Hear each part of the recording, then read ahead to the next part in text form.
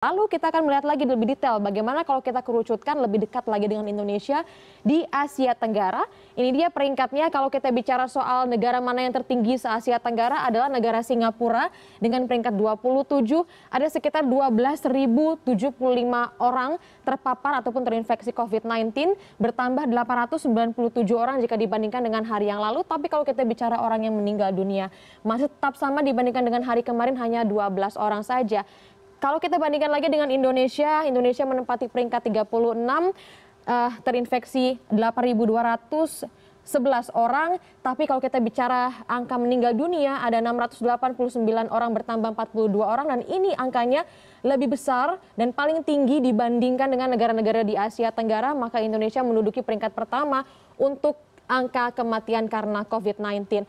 Dan ada juga Filipina di peringkat 42, Malaysia dan juga Thailand. Kita berharap bersama bahwa negara Indonesia pun masih bisa menekan kasus kematian dan juga meningkatkan lagi kasus kesembuhan ataupun pasien-pasien yang sembuh semakin banyak hari demi hari, hingga akhirnya angka-angka karena COVID-19 ini bisa stagnan paling tidak, sehingga tidak ada lagi kasus positif di Indonesia. Dan berharap saja semua itu berjalan dengan maksimal karena kebijakan yang dilakukan oleh pemerintah. Kalau kita bicara soal kebijakan, mungkin saja bisa mencontek apa yang dilakukan oleh salah satu negara di Asia Tenggara yang dikatakan cukup sukses, yaitu Vietnam. Ini viral di mana-mana, mencuri perhatian dunia karena lockdown COVID-19. Di negaranya berhasil tanpa ada korban jiwanya sama sekali. Hanya ada 0 orang, tidak ada sama sekali orang yang meninggal dunia karena COVID-19.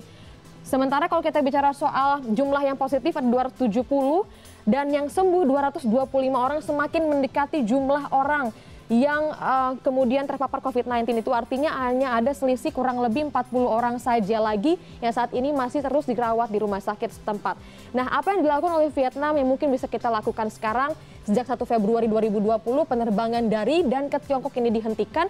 Vietnam merupakan negara pertama yang melakukan penerbangan penghentian ataupun penghentian penerbangan ke Tiongkok. Padahal Vietnam ini berbatasan langsung dengan Tiongkok. Dan pada awal Januari bahkan di Pekan Raya Imlek gitu ya, Hari Raya Imlek maksud saya, itu tanggal 25 Januari, mereka sudah ada pembatasan sosial, tidak ada perayaan Imlek di sana. Padahal Imlek itu kan merupakan salah satu perayaan yang mayoritas dilakukan oleh warga Vietnam. Kemudian juga seluruh warga yang datang dari luar negeri wajib karantina di kamp militer di sana.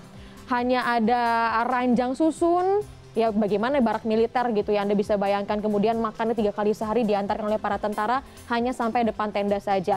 Kemudian untuk identitas yang terpapar COVID-19 di negara Vietnam ini terungkap loh, diungkap namanya siapa, alamatnya di mana, usianya berapa, siapa saja yang kemudian bisa berinteraksi. Jadi kalau misalnya orang itu positif terus habis ke restoran atau ke gym, nah itu semua harus tutup. Kemudian juga disiplin karantina. Sebagai negara sosialis, masyarakatnya sangat patuh terhadap warga, terhadap negaranya maksud saya.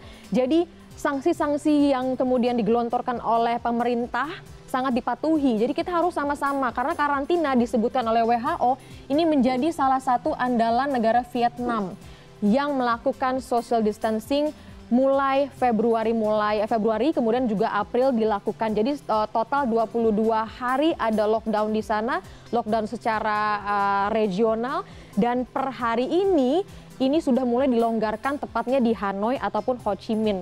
Itu daerah-daerah yang cukup sibuk loh padahal, karena sudah tidak ada lagi penambahan kasus dalam beberapa hari terakhir, sekitar 6 sampai 8 hari terakhir di Vietnam. Mudah-mudahan Indonesia bisa mengikuti jejak Vietnam yang merupakan salah satu negara Asia Tenggara juga, dengan masyarakatnya yang patuh selama masa karantina. Jika sakit silakan isolasi mandiri, menghubungi dokter, tidak bertemu dengan keluarga ataupun kerabat yang lainnya, dan selama puasa meningkatkan imunitasnya. Jadi ibadah di rumah, kemudian stay at home, work from home, itu benar-benar dilakukan oleh masyarakat Indonesia. Mudah-mudahan saja kita bisa mengikuti jejak Vietnam yang berhasil dengan karantina ya. Benar, dengan karantina dan juga tetap physical distancing. Kalau kita lihat kan banyak video beredar ketika akhirnya banyak menyumbangkan bantuan-bantuan, pemerintah menyumbangkan bantuan, warganya itu tetap menjaga physical distancing gitu, dan juga menerapkan denda. Di Jerman saja dendanya sampai 500 euro atau sekitar 8 juta kalau melanggar ini. Betul. Nah, mudah-mudahan kalau misalnya denda sih sanksinya betul-betul ya, jangan ada kata kendor, supaya kita semua ya